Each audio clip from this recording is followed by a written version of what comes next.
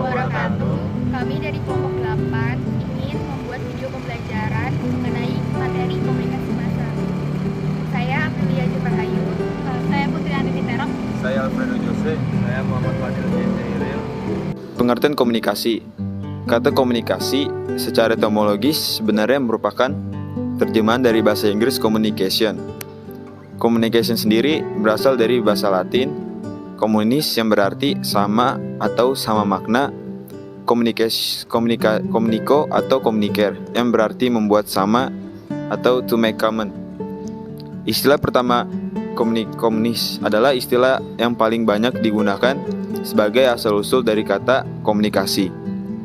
Komunikasi merupakan proses berbagi makna dalam bentuk pesan komunikasi antara pelaku komunikasi. Pesan komunikasi bisa berupa gagasan atau ide pikiran yang diwujudkan dengan simbol yang mengandung makna dan dianut secara sama oleh pelaku komunikasi. Pengertian komunikasi menurut para ahli. 1. De Laurence Kincaid 1981. Komunikasi adalah suatu proses di mana dua orang atau lebih membentuk atau melakukan pertukaran informasi dengan satu sama lainnya yang pada gilirannya akan tiba saling pengertian yang mendalam. Yang kedua, Joseph De Vito. Komunikasi adalah mengacu pada tindakan oleh satu orang atau lebih yang mengirim dan menerima pesan yang terdistorsi oleh gangguan atau noise terjadi dalam suatu konteks tertentu, mempunyai pengaruh tertentu, dan ada kesempatan untuk melakukan umpan balik. Pengertian komunikasi massa. Komunikasi massa adalah komunikasi yang menggunakan media, baik elektronik maupun media cetak, sebagai saluran atau channel dalam menyampaikan pesan komunikasi kepada halayak. Komunikasi massa dialamatkan pada sejumlah populasi dari berbagai kelompok dan bukan hanya satu atau beberapa individu, atau sebagai khusus populasi. Komunikasi juga mempunyai anggapan tersirat akan adanya alat-alat khusus untuk menyampaikan komunikasi agar komunikasi itu dapat mencapai pada saat yang sama semua orang yang mewakili berbagai lapisan masyarakat.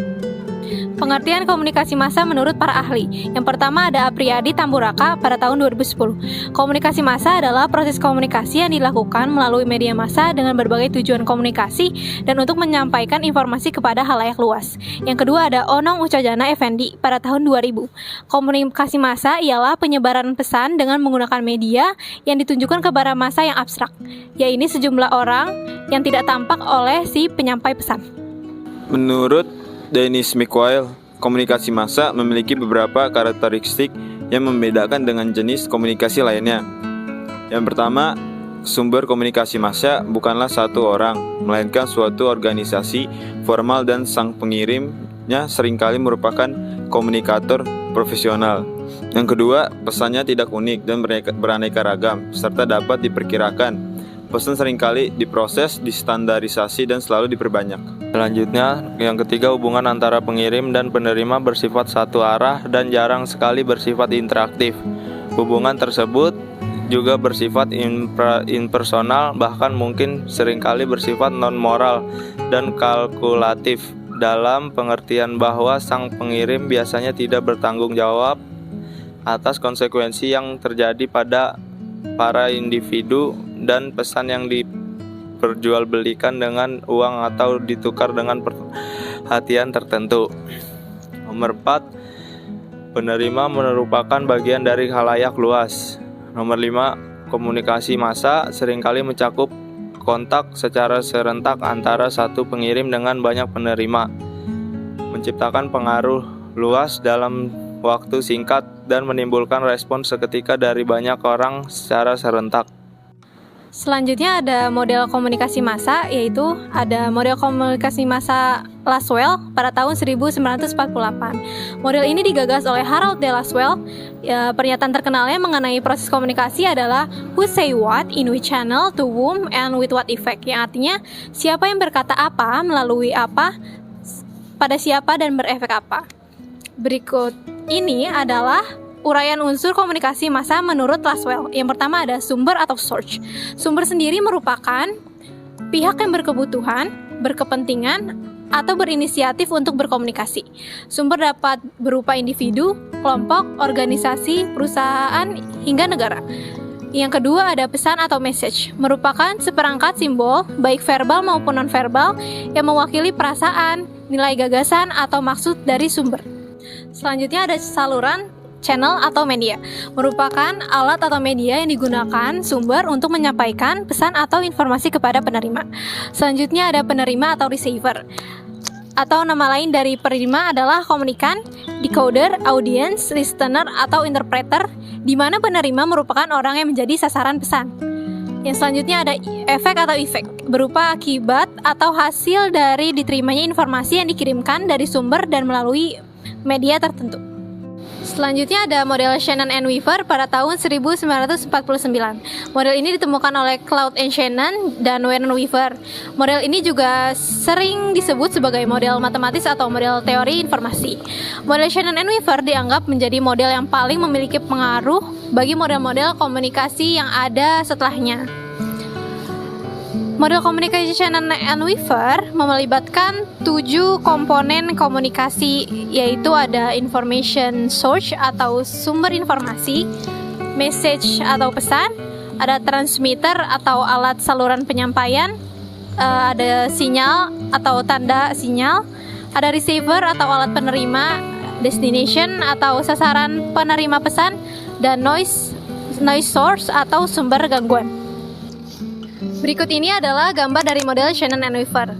Dari gambar model di atas dijelaskan bahwa proses komunikasi didahului dengan adanya sumber informasi yang akan menghasilkan sebuah pesan atau rantai pesan yang akan dikomunikasikan. Selanjutnya, pesan dibentuk menjadi sinyal atau tanda-tanda berupa kata-kata verbal atau lisan atau gambar dan juga lain-lainnya, oleh dan akan disampaikan melalui pemancar atau saluran penyampaian tertentu. Setelah itu, sinyal diterima oleh alat penerima. Fungsi dari alat penerima pesan ini adalah kebalikan dari apa yang dilakukan oleh transmitter atau alat pemancar pesan. Sinyal sangat rentan dan sangat mungkin terkena gangguan oleh noise. Gangguan yang mungkin terjadi adalah misalnya ketika ada banyak sinyal yang berada pada saluran dan waktu yang sama.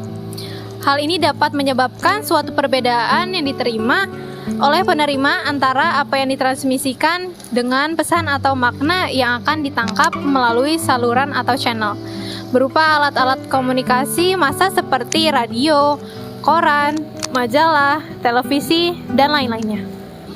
Model ketiga ada model Melvin-Daeffler yang ditemukan pada tahun 1970. Model ini ditemukan oleh Melvin-Daeffler. Model Daeffler ini cocok untuk menggambarkan proses komunikasi melalui media massa atau komunikasi massa. Di dalamnya terdapat 8 unsur proses komunikasi massa, yaitu ada source, transmitter, channel, receiver, destination, noise, mass medium device atau sarana medium massa, dan juga feedback device atau sarana penyampaian umpan balik. Berikut ini adalah gambar dari model Melvin-Daeffler. Sumber atau source yang bermaksud mengkomunikasikan sesuatu hal kepada sasaran penerima atau destination, pertama-tama akan terlibat dalam proses pengolahan atau pembentukan simbol-simbol pesan melalui transmitter, sehingga menghasilkan suatu pesan yang bermakna. Simbol-simbol pesan ini kemudian disampaikan melalui saluran atau channel yang disebut juga dengan medium komunikasi massa, seperti surat kabar, majalah, radio, televisi, dan juga lain-lainnya. Selanjutnya ada model aliran 2 tahap pada tahun 1940. Dalam model ini diterangkan bahwa media tidak membawa dampak langsung atau mempengaruhi masyarakat yang disebut juga audiens, tetapi harus melewati perantara lain atau pihak lain. Nah, perantara yang dimaksud di sini adalah pemimpin opini atau yang disebut juga sebagai pemuka pendapat. Model ini didasari oleh bukti bahwa efek media massa itu sangat terbatas. Masyarakat menerima terpaan atau efek media massa dengan secara tidak langsung, yaitu melalui perantaraan. Nah, pengaruh yang mengenai audiens bukanlah disebabkan oleh terpaan secara langsung oleh media massa, tetapi pihak lain. Nah, pihak lain tersebut adalah pemimpin opini. Berikut merupakan gambar dari model aliran 2 tahap. Pemimpin opini di sini itu bertugas untuk meneruskan pesan-pesan yang sudah disampaikan oleh media massa.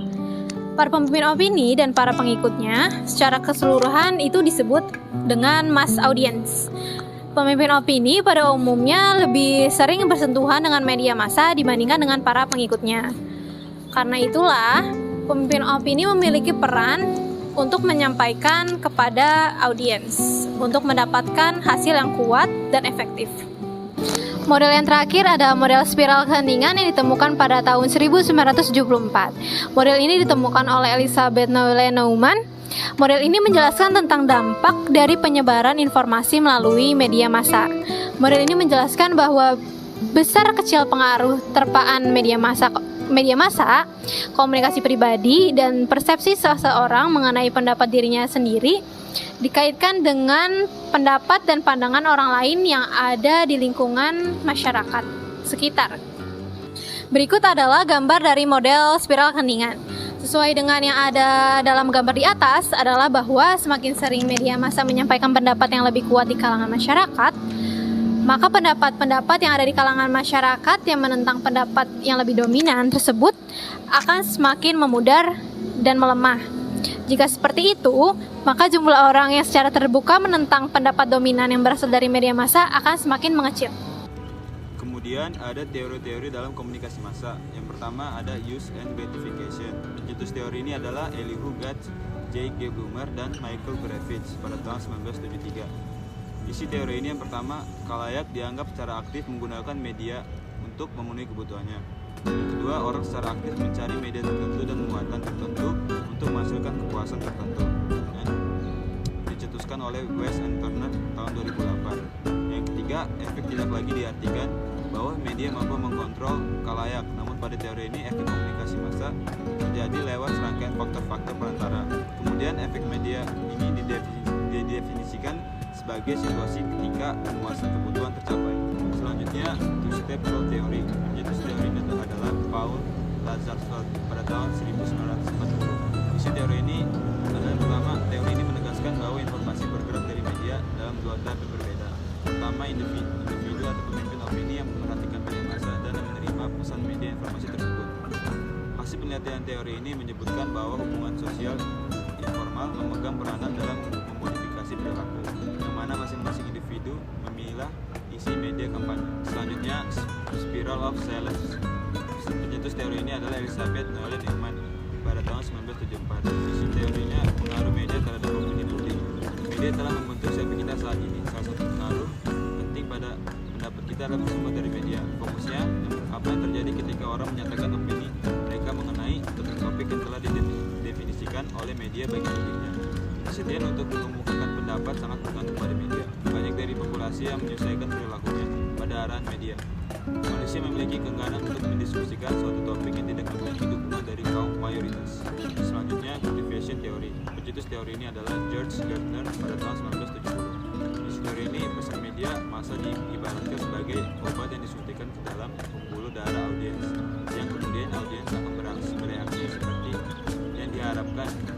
Tuhan 2014. Media memiliki kekuatan yang sangat perkasa dan komunikan dianggap pasif atau tidak tahu apa-apa.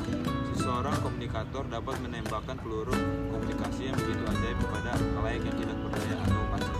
Selanjutnya, hypodermic needle theory. Pencetus teori ini adalah Wilbur Scrum pada tahun 1974. Isi teori ini, pesan media massa diibaratkan sebagai obat yang disuntikan ke dalam pembuluh darah penonton, yang kemudian penonton akan bereaksi seperti yang diharapkan. Burhan pada tahun 2014. Media memiliki kekuatan yang sangat perkasa dan komunikan, dianggap pasif atau tidak tahu apa-apa. Seorang komunikator dapat menembakkan peluru komunikasi yang begitu ajaib kepada khalayak yang tidak berdaya atau pasif. Selanjutnya ada tokoh-tokoh dari komunikasi massa. Yang pertama ada Harold Laswell. Ia lahir di Illinois pada tanggal 13 Februari tahun 1902 dan meninggal di New York pada tanggal 18 Desember tahun 1978. Ia dikenal dengan minat yang luas, sekalipun ia adalah seorang ilmuwan politik. Kontribusi Laswell pada bidang ilmu komunikasi banyak ditemukan dalam bukunya, yaitu Propaganda and Communication in World History, yang memuat formulasi terkenal yang digunakan dalam riset komunikasi massa. Kemudian yang kedua adalah tokoh dari Paul Felix Lazavert, lahir di Vienna pada tanggal 13 Februari 1901 dan meninggal di New York pada tanggal 30 Agustus 1976. Ia memiliki latar belakang ilmu matematika dan sosiologi. Lazarfeld adalah seorang sosiolog pada Biro Riset Sosial Terapan Columbia yang melakukan riset ekstensif dengan fokus pada audiens. Berger 2014 dikarenakan pengaruh pemikiran Ford. Lazarfeld melakukan studi terhadap sumber-sumber perilaku pada masa itu radio populer di Amerika dan ia aktif melakukan riset halayak dan efek dengan metode survei dan wawancara. Riset yang dilakukan Lazarfeld berkontribusi pada bidang ilmu komunikasi dan menjadikan riset di bidang komunikasi sebagai usaha yang melembaga. Selanjutnya, tokoh yang ketiga ada Kurt Lewin. Ia hidup pada sekitar 1890 sampai tahun 1947 dan dia dikenal sebagai psikolog sosial Jerman keturunan Yahudi. Awalnya Lewin mengajar di Universitas Berlin, namun ketika Nazi berkuasa tahun 1933, ia melarikan diri ke Amerika dan masuk ke Universitas of Iowa. Pemikirannya mengenai life space, lingkungan psikolog, lengkap meliputi kebutuhan, tujuan, kepercayaan, ingatan, pengaruh yang tidak disadari, dan lain sebagainya. Tempat berfungsinya manusia, pengaruh kelompok atas perilaku individu. Anthony 2004 menggunakan studi eksperimen melakukan kajian dinamika kelompok dalam hubungannya dengan komunikasi. Selanjutnya, tokoh yang keempat adalah Karl Ivar Hofland, lahir di Chicago 12 Juni 1912 dan meninggal pada 16 April 1961. Ia memasuki Universitas Northwestern sampai tingkat master, kemudian melanjutkan ke program dokter pada program psikologi di Universitas Yale karena tertarik pada Carl Jung, seorang akademis yang dikenal beraliran behaviorisme dan mengkaji proses pembelajaran manusia. Hofland melahirkan istilah Science of Communication dalam karyanya yang berjudul Social Communication. Jasa Hoff bagi studi ilmu komunikasi adalah penelitian mengenai persuasi dan pemberi eksperimen. Ia sangat dikenal dengan penelitian tentang persuasi dengan metode eksperimen. Selanjutnya, ada asumsi dari teori komunikasi massa. Yang pertama ada teori hypodermic needle theory. Halton Laswell mencoba untuk meneliti efek media massa dan apa yang dipikirkan oleh halayak massa yang hidup pada masa itu. Menurut pengamatan Laswell, pada kisaran tahun 1920-an dan 1930-an, media memiliki efek yang sangat kuat, bersifat langsung dan segera terhadap halayak massa, dengan menggunakan metafora sebagai sebuah referensi. Laswell menjelaskan beberapa asumsi dengan membandingkan media dengan sebuah peluru. Ia menyatakan bahwa pesan media massa seperti peluru yang ditembakkan dari sebuah senjata. Begitu pula dengan pesan media yang ditembakkan ke dalam pikiran halayak massa, menghantarkan secara langsung pikiran halayak massa dengan menggunakan pesan-pesan media massa. Inti dari model ini yang pertama, satu manusia memberikan reaksi yang seragam terhadap stimulasi atau rangsangan. Yang kedua, pesan media secara langsung menyuntik atau menembakkan ke dalam kepala dari setiap anggota populasi. Yang ketiga, pesan diciptakan sedemikian rupa agar dapat mencapai respon atau tanggapan yang diinginkan. Yang keempat, efek dari pesan media bersifat langsung, segera, dan sangat kuat dalam menyebabkan perubahan perilaku manusia. Yang kelima, masyarakat atau publik tidak memiliki kekuatan untuk menghindar dari pengaruh media. Selanjutnya ada asumsi dari kultivasi teori. Yang pertama, TV merupakan media yang unik dengan karakter TV yang bersifat pervasif, accessible, dan coherent. Semakin banyak seseorang menghabiskan waktu untuk menonton TV, maka semakin kuat kecenderungan orang menyatakan realitas televisi dengan realitas sosial. Yang kedua, TV merupakan media yang unik dengan karakter TV yang bersifat pervasif, accessible, dan coherent. Ketiga, semakin banyak orang yang menghabiskan waktu untuk menonton TV, semakin kuat kecenderungan menyamakan realitas TV dengan realitas sosial. Yang keempat, like viewers. penonton ringan cenderung menggunakan jenis media dan sumber informasi yang lebih bervariasi. Yang kelima, terpaan pesan televisi yang terus-menerus menyebabkan pesan tersebut diterima khalayak sebagai pandangan konsensus masyarakat. Selanjutnya ada asumsi dari spiral of silence theory. Yang pertama, masyarakat mayoritas mengancam individu yang menyimpang dengan adanya isolasi. Dengan demikian, kelompok minoritas akan diliputi rasa takut terhadap isolasi orang yang berkuasa. Yang kedua, rasa takut akan isolasi membuat individu untuk setiap saat mencoba menilai iklim opini. Yang ketiga, perilaku publik dipengaruhi oleh penilaian akan opini publik. Selanjutnya ada asumsi dari use and gratification theory. Yang pertama, khalayak aktif dan penggunaan medianya berorientasi pada tujuan. Menurut M. Quayle beserta rekannya, ada 4 cara untuk mengklasifikasikan kebutuhan serta kepuasan khalayak, yaitu pengalihan adalah kategori kepuasan yang berasal dari penggunaan media berupa pelarian diri dari populasi dan permasalahan. Selanjutnya ada hubungan personal adalah kategori yang berasal dari penggunaan media dengan melibatkan sebagai ganti teman.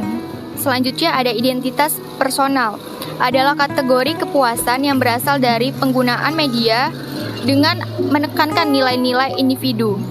Dan terakhir ada pengawasan adalah kategori kepuasan yang berasal dari penggunaan media berupa pengumpulan informasi yang dibutuhkan. Selanjutnya yang kedua, ada inisiatif dalam menghubungkan keputusan kebutuhan pada pilihan media tertentu terdapat pada anggota khalayak. Yang ketiga, media berkompensasi dengan bersumber lainnya untuk kepuasan kebutuhan media dan khalayak merupakan bagian dari masyarakat luas dan hubungan antara keduanya sama-sama dipengaruhi oleh masyarakat.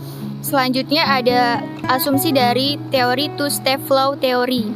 Teori ini menegaskan bahwa informasi bergerak dari media dalam 2 tahap yang berbeda. Yang kedua, pemimpin opini cukup berpengaruh dalam mendapatkan orang untuk mengubah sikap dan perilaku.